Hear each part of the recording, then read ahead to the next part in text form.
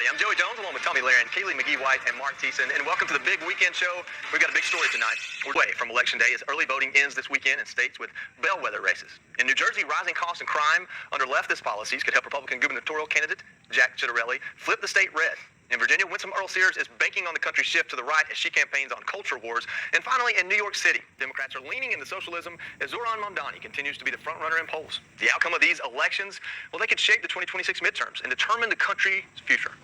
We're speaking with New York City mayoral candidate Curtis Sliwa and Virginia gubernatorial candidate Winsome Earl-Sears for tonight's two big close-ups as they're making their final pitches to voters. And we have Team Fox coverage on all three key races.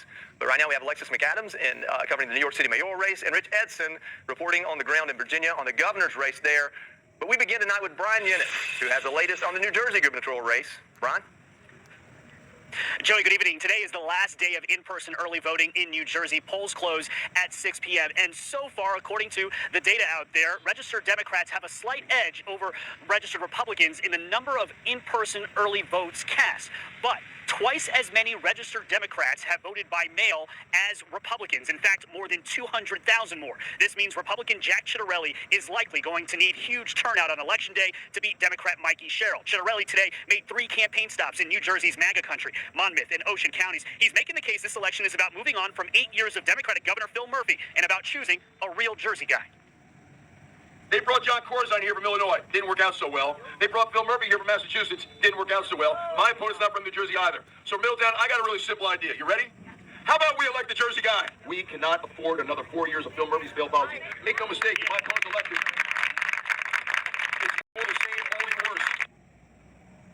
Sherrill today campaigned alongside Arizona Senator Ruben Gallego to try to court Latino voters. Sherrill's brought in about a dozen Democratic Party stars to campaign with her, including former President Obama yesterday in Newark. My doesn't and can't end at the border of New Jersey. We've got to take on all those hits coming from Trump and Washington, D.C. This time his strategy is to suck up to the Republicans in Washington.